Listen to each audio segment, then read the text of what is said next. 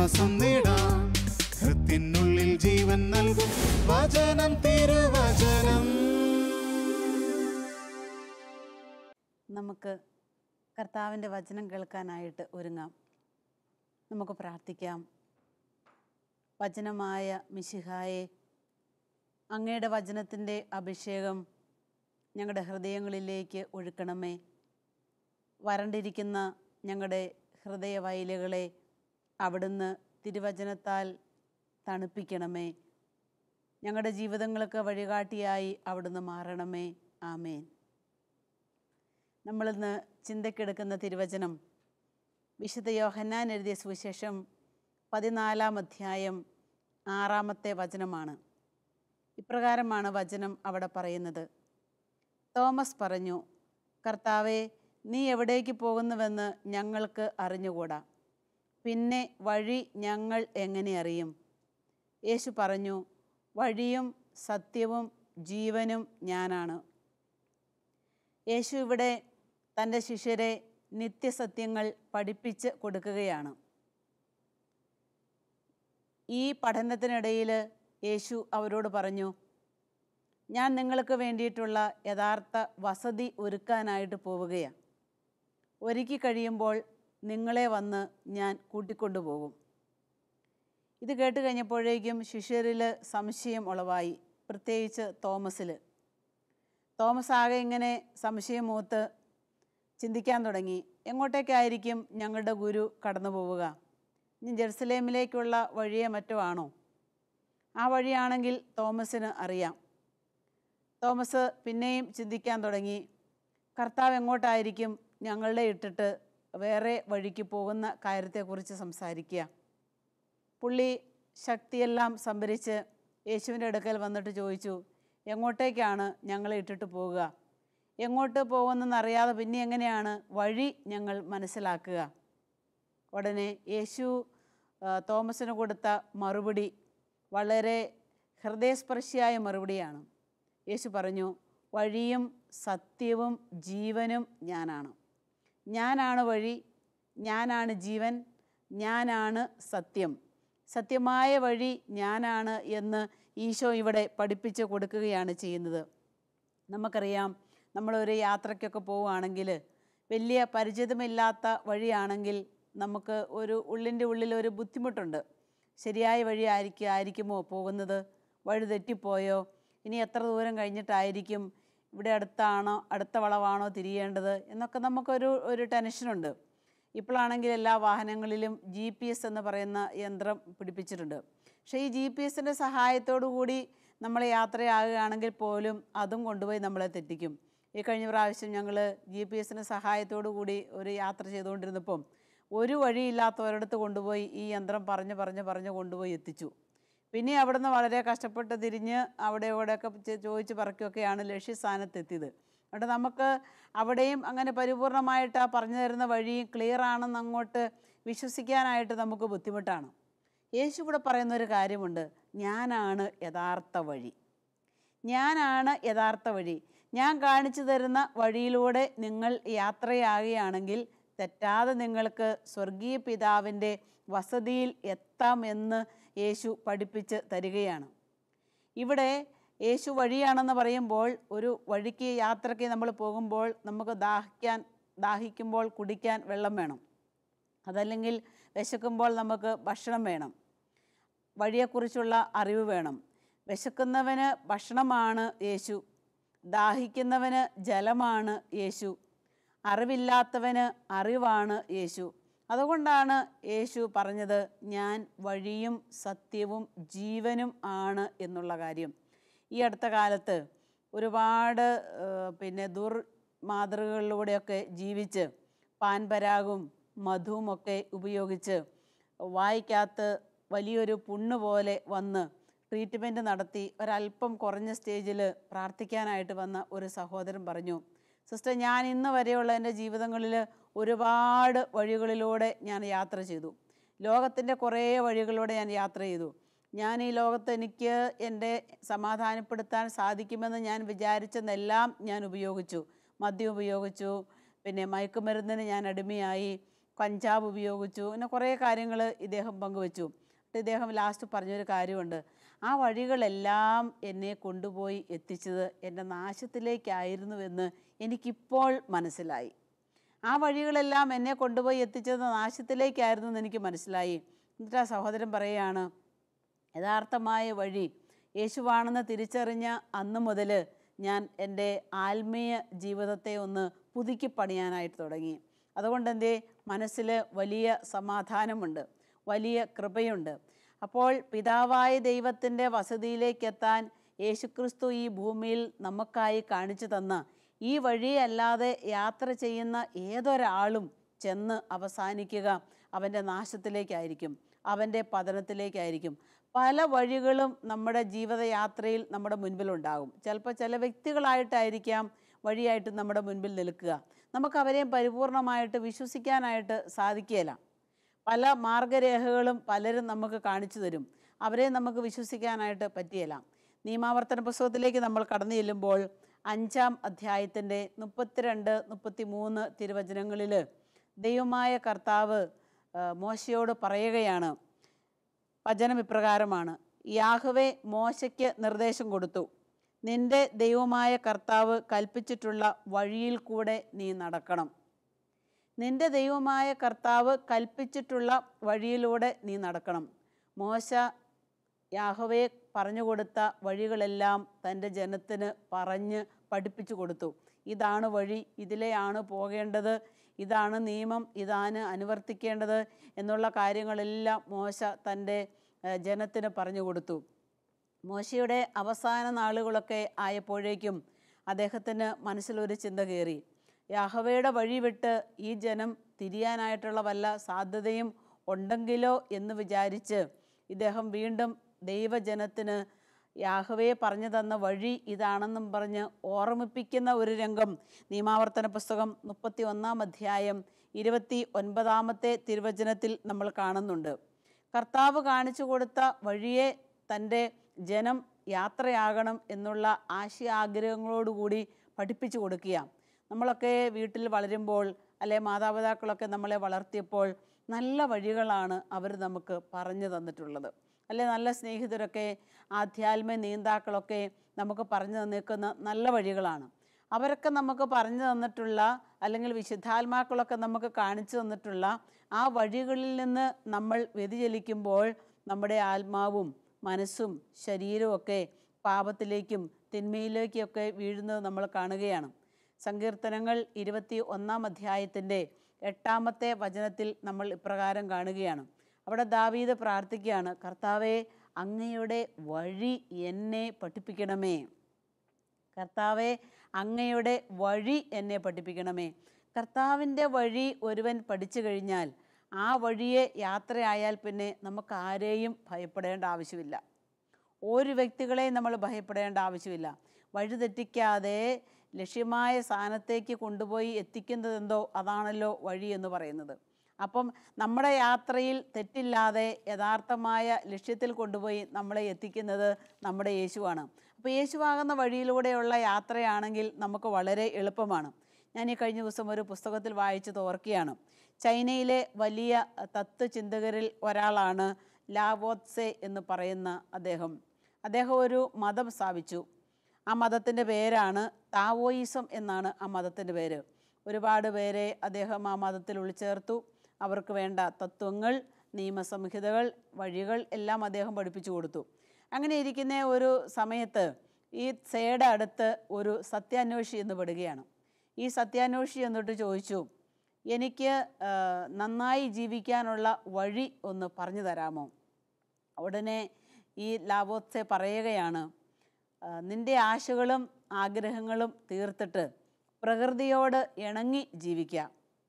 അപ്പോൾ ഈ സത്യാന്വേഷി ചോദിച്ചു, പ്രകൃതിയോട് ഇങ്ങനെ ഇണങ്ങി എൻ്റെ ആശയാഗ്രഹങ്ങളൊക്കെ ത്യജിച്ച് ഞാൻ ജീവിച്ചാൽ എനിക്ക് എന്താണ് കിട്ടുക?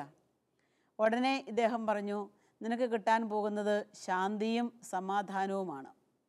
അപ്പോൾ ഈ സത്യാന്വേഷി ചോദിച്ചു, എത്ര കാലത്തേനാണ് എനിക്ക് ഈ ശാന്തിയും സമാധാനവും കിട്ടുക?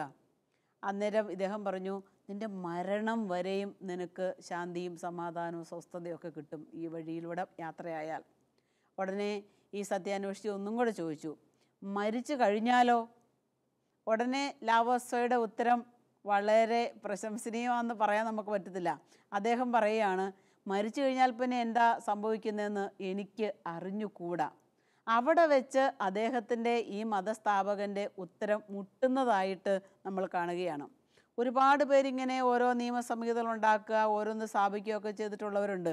പക്ഷെ അവർക്കൊക്കെ ഒരു സമയം കഴിയുമ്പോഴേക്കും അവരുടെ വാക്കുകൾ മുട്ടുന്നത് നമ്മൾ കാണുകയാണ്. അല്ലെങ്കിൽ അതിനപ്പുറത്തേക്ക് എന്തെന്ന് ചോദിച്ചാൽ പറയുവാനായിട്ട് ആൻസർ ഇല്ലാതെ വരികയാണ്.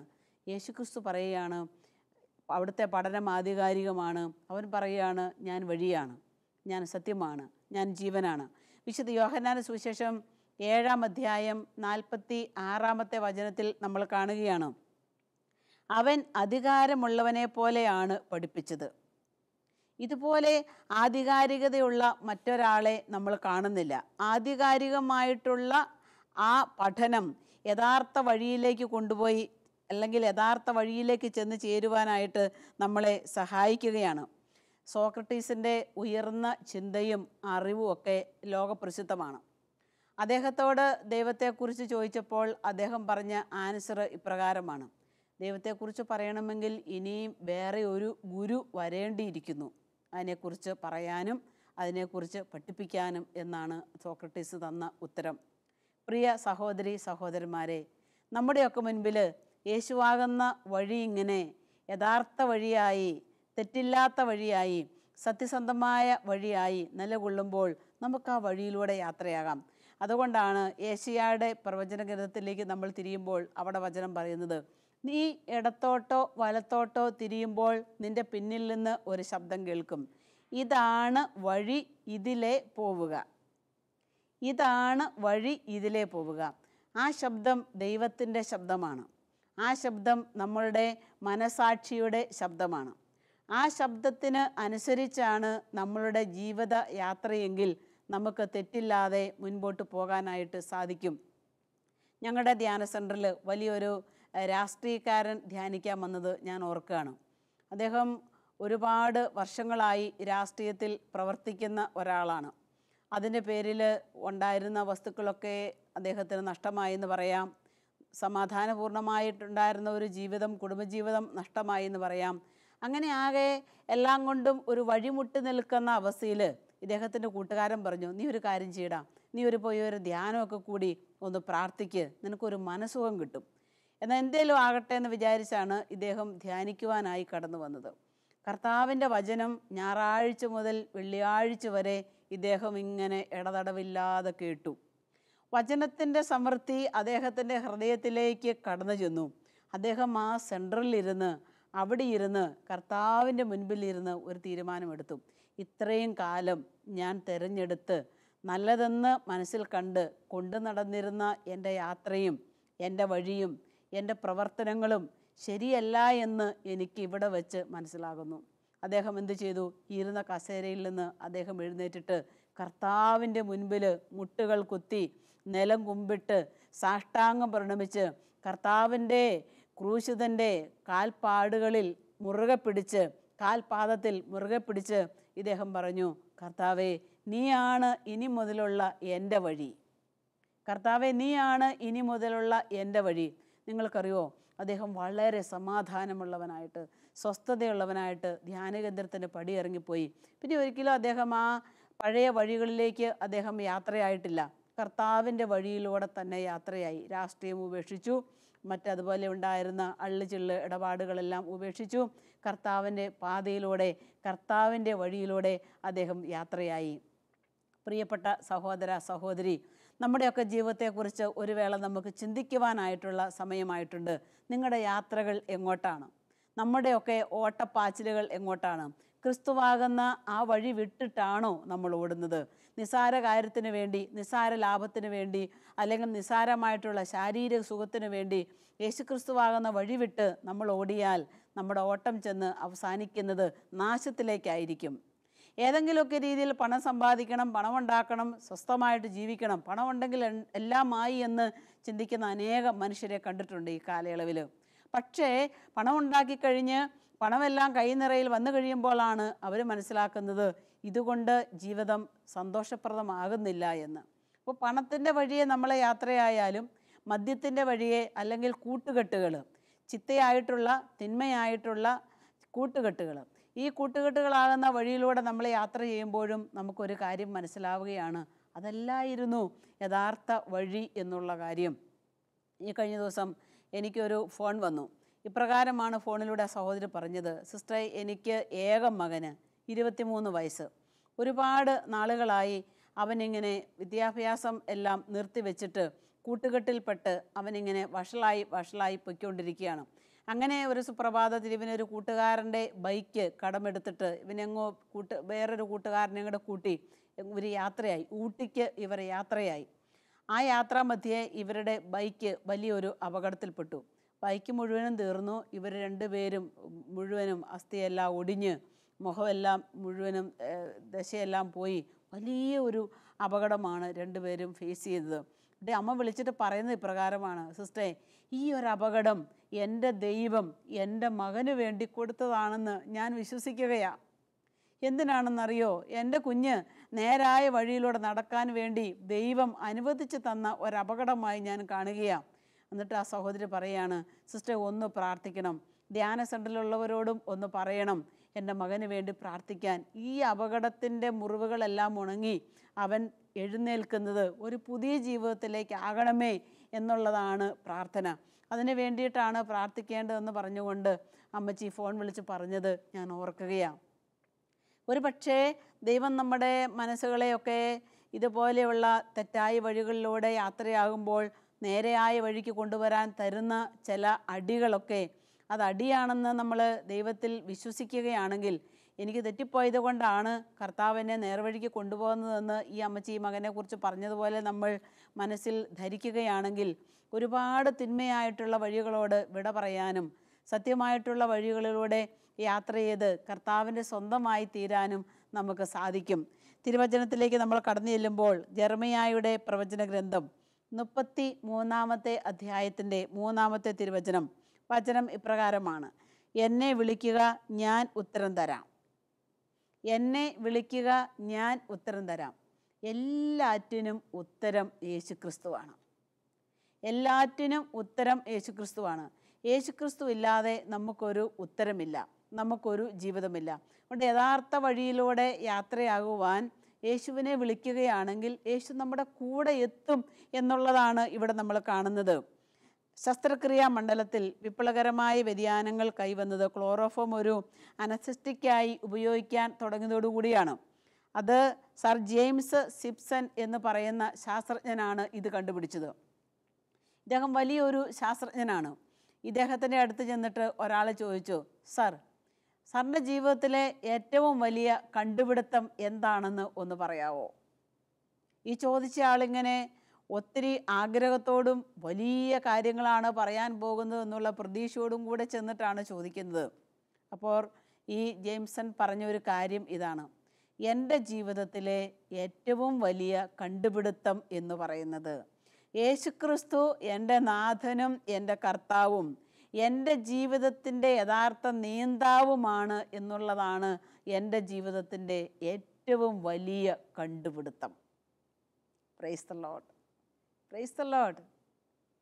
അദ്ദേഹം പറയുകയാണ്, എൻ്റെ ജീവിതത്തിൻ്റെ ഏറ്റവും വലിയ കണ്ടുപിടുത്തം യേശുക്രിസ്തുവാണ്. എൻ്റെ ജീവിതത്തിൻ്റെ യഥാർത്ഥ വഴി യേശുക്രിസ്തുവാണ്. എൻ്റെ ജീവിതത്തിൻ്റെ യഥാർത്ഥ വിജയം യേശുക്രിസ്തുവാണ്.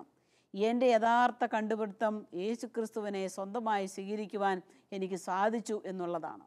അദ്ദേഹം ഒരു ലൈൻ കൂടെ കൂട്ടിച്ചേർത്തു, അതിപ്രകാരമാണ്, എൻ്റെ ജീവിത വേദനകളിലൂടെയും പ്രയാസങ്ങളിലൂടെയും എല്ലാം ഞാൻ യാത്ര ചെയ്തപ്പോൾ എന്നെ പിടിച്ചു നിർത്തിയ ശക്തിയും യേശുക്രിസ്തുവാണ്. പ്രിയപ്പെട്ടവരെ, യേശുക്രിസ്തുവിനെ നാഥനും രക്ഷകനും പരിപാലകനുമായി സ്വീകരിക്കുന്നവർ അവൻ്റെ വഴിയിലൂടെ യാത്രയാകും. കാണിച്ചു തരുന്ന ആ നല്ല പ്രേരകങ്ങളോട് അവർ സഹകരിക്കും. ഈ അടുത്ത നാളിൽ കൊളത്തുവയിൽ ധ്യാന കേന്ദ്രത്തിൽ ധ്യാനിക്കാനായിട്ട് വന്ന ഒരു സഹോദരി പറഞ്ഞു, സിസ്റ്ററെ, എൻ്റെ ഭർത്താവ് 48 വർഷമായി മദ്യപാനത്തിന് അടിമയായ ഒരു ഭർത്താവാണ് എൻ്റെ ഭർത്താവ്. 48 വർഷമായി സ്ഥിരം മദ്യപാനത്തിന് അടിമയാണ് ഈ വ്യക്തി. എന്നിട്ട് ഈ സഹോദരി പറയുകയാണ്, ഇദ്ദേഹത്തെ എൻ്റെ ജീവിതത്തിൻ്റെ കൂട്ടായി കിട്ടിയ അന്ന് മുതൽ ഞാനൊരു മനം മാറ്റത്തിന് വേണ്ടി പ്രാർത്ഥിക്കുകയാണ് സിസ്റ്ററെ. അദ്ദേഹത്തിൻ്റെ വഴികളും കൂട്ടുകെട്ടുകളും എൻ്റെ കുടുംബത്തെ നന്നായി തകർത്തിട്ടുണ്ട്. പക്ഷേ ഞാൻ തകർന്നിട്ടില്ല. ഞാൻ യേശുവിനെ ആശ്രയിച്ച് യേശുവിൽ ശരണം പ്രാപിച്ച് പോവുകയാണ്. എന്നിട്ട് ഈ സഹോദരി പറഞ്ഞു, സിസ്റ്റേ, എൻ്റെ ഭർത്താവ് കർത്താവിൽ ഒന്ന് ആശ്രയിച്ച് വഴിതെറ്റാതെ ഒന്ന് ജീവിച്ച് ഈ മദ്യപാനമൊക്കെ ഒന്ന് നിർത്തി നല്ല വഴിയെ ഒന്ന് യാത്രയാകാൻ വേണ്ടി പ്രാർത്ഥിക്കണം എന്ന് പറയുകയാണ്. ഈ സഹോദരി പറയുകയാണ്, എൻ്റെ മനസ്സ് ഇത്രയും വർഷമായിട്ടും തളർന്നിട്ടില്ല. യേശുവിനെ ഞാൻ ഇതിൻ്റെ പേരിൽ തള്ളി പറഞ്ഞിട്ടില്ല. എൻ്റെ വിശ്വാസത്തിന് യാതൊരുവിധ കോട്ടവും ഇതിൻ്റെ പേരിൽ തട്ടിയിട്ടില്ല. പ്രിയപ്പെട്ട സഹോദര സഹോദരി, യേശുവാകുന്ന ഈ വഴിയ്, യഥാർത്ഥ ഈ വഴിയ് നമ്മുടെ മുൻപിലുള്ളപ്പോൾ പിന്നെ എന്തിനാണ് ഈ ലോകത്തിൻ്റെ വഴികളിലേക്ക് നമ്മൾ പോയി ഇങ്ങനെ ഈ വലിയ നിലയില്ലാ കയത്തിൽ മുങ്ങിത്താഴുന്നത്? മറ്റാരിലും നമുക്ക് രക്ഷ കിട്ടുകയില്ല. മറ്റാർക്കും എന്നെയോ നിങ്ങളെയോ ഈ ജീവിതത്തിൽ രക്ഷപ്പെടുത്താനായിട്ട് സാധിക്കുകയില്ല. നമ്മൾ വിചാരിക്കുമായിരിക്കും അവരെന്നെ താങ്ങുന്നു. പക്ഷേ ആത്യന്തികമായ സഹായം നമുക്ക് യേശുവിൽ നിന്ന് വരേണ്ടിയിരിക്കുന്നു. അതുകൊണ്ടാണ് യേശു പറഞ്ഞത്, പിതാവിൻ്റെ വസതിയിൽ ഒരുപാട് സ്ഥലമുണ്ട്. ആ സ്ഥലത്തേക്ക് എത്തിച്ചേരാൻ ഞാനാകുന്ന മാർഗത്തിലൂടെ, ഞാനാകുന്ന വഴിയിലൂടെ നിങ്ങൾ യാത്രയാകണം എന്ന് നമുക്ക് യേശുവിനോട് പ്രാർത്ഥിക്കാം. കർത്താവായ യേശുവേ, എൻ്റെ ഈ ജീവിത യാത്രയിൽ അങ്ങാണ് വഴിയെന്ന് ഞാൻ അറിയുന്നു, ഞാൻ മനസ്സിലാക്കുന്നു. അങ്ങാകുന്ന വഴിയെ യാത്ര ചെയ്യുവാൻ എന്നെ സഹായിക്കണമേ. അങ്ങാകുന്ന വഴിയിൽ നിന്ന് ഒരു അല്പം പോലും പിന്മാറുവാൻ എന്നെ അനുവദിക്കരുതേ.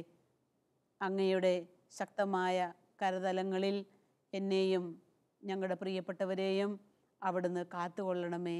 ആമേൻ.